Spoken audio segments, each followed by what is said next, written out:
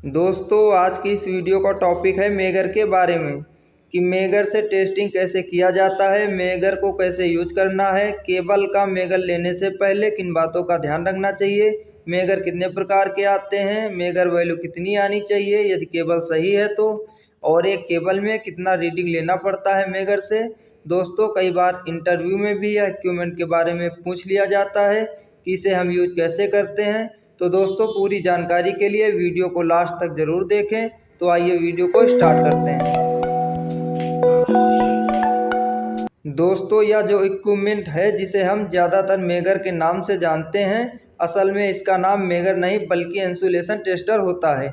दोस्तों मेगर तो उस कंपनी का नाम है जिसने सबसे पहले इस इक्विपमेंट को बनाया था। दोस्तों जो इसका रियल नाम होता है वह इंसुलेशन टेस्टर होता है।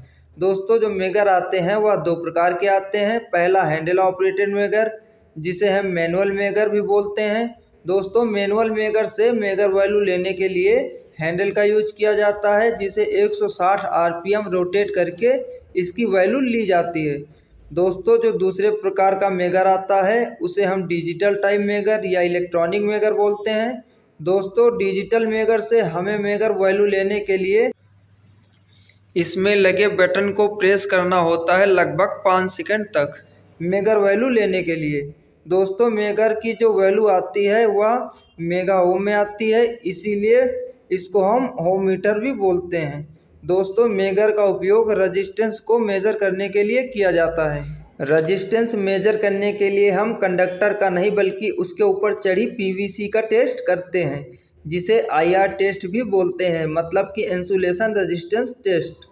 दोस्तों जो मेगर आते हैं वह डीसी वोल्ट में आते हैं। आमतौर पर 500 वोल्ट से 1000 वोल्ट तक के मेगर का उपयोग किया जाता है लो वोल्टेज केबल तथा इक्विपमेंट रेजिस्टेंस को मेजर करने के लिए, जबकि हाई वोल्टेज केबल तथा हाई वोल्टेज इक्विपमेंट के लिए 5000 वोल्ट से 15000 वोल्ट के मेगर का उपयोग किया जाता है।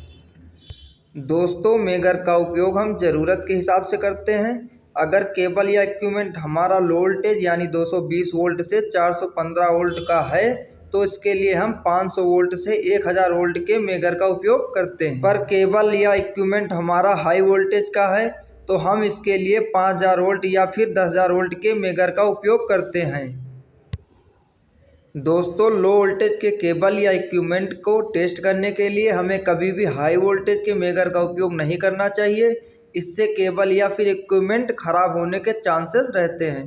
तो दोस्तों अब बात करते हैं केबल के आईआर यानी कि इंसुलेशन रेजिस्टेंस वैल्यू की कम से कम कितनी आनी चाहिए, जिससे हमें यह पता चल सके कि हमारा जो केबल है वह सही है कि नहीं। मतलब कि जो वोल्ट की सप्लाई हम उस केबल में प्रवाह कराने वाले हैं उसके लिए वह केबल सही है कि नहीं है। आइए इसको चार्ट के माध्यम से समझते हैं। दोस्तों यदि हमें किसी केबल में 220 वोल्ट तक की सप्लाई को ले जाना है तो जो उसकी आईआर वैल्यू आनी चाहिए मेगर में वह मिनिमम 25 मेगा ओम आनी चाहिए, उससे कम नहीं। दोस्तों ऐसे ही अगर हमें किसी केबल में 415 वोल्ट की सप्लाई ले जानी है तो उसकी जो वैल्यू आनी चाहिए वह मिनिमम 100 मेगा ओम की आनी चाहिए। ऐसे ही अगर हमें किसी केबल से 5000 वोल्ट यानी 5 किलोवाट की सप्लाई ले जानी है तो जो उसकी आईआर वैल्यू आनी चाहिए वह मिनिमम 1000 मेगा ओम आनी चाहिए। दोस्तों ऐसे ही अगर लेते हैं 11 केवी की सप्लाई हमें ले जानी है तो जो उसकी आईआर वैल्यू आनी चाहिए वह मिनिमम 4000 मेगा ओम आनी चाहिए। तो दोस्तों अब जानते हैं कि एक केबल को टेस्ट करने के लिए कितनी रीडिंग लेनी पड़ती है। तो दोस्तों 3.5 कोर या 4 कोर के जो हमारे केबल होते हैं उसमें हमें टोटल 10 रीडिंग लेना पड़ता है, जैसे कि रेड एंड आर्मट के बीच में, येलो एंड आर्मट के बीच में, ब्लू एंड आर्मट के बीच में, न्यूट्रल एंड आर्मट के बीच में, रेड एंड न्यूट्रल के बीच में, येलो एंड न्यूट्रल के बीच में, ब्लू एंड न्यूट्रल के बीच में, रेड एंड येलो के बीच में, येलो एंड ब्लू के बीच में, ब्लू एंड रेड के बीच में। तो ऐसे ही टोटल 10 रीडिंग लेते हैं। दोस्तों आगे बात करते हैं इसके यूज यानी उपयोग की।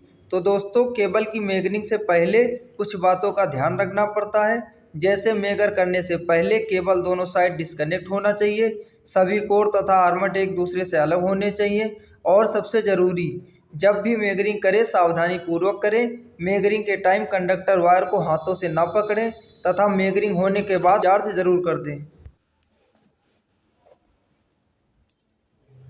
क्योंकि megger high DC voltage generate करता है जिससे दुर्घटना भी हो सकती है। दोस्तों आज के लिए बस इतना ही। मिलते हैं अगले वीडियो में। जानकारी अच्छी लगी हो तो प्लीज़ चैनल को सब्सक्राइब जरूर कर लें। Thanks for watching.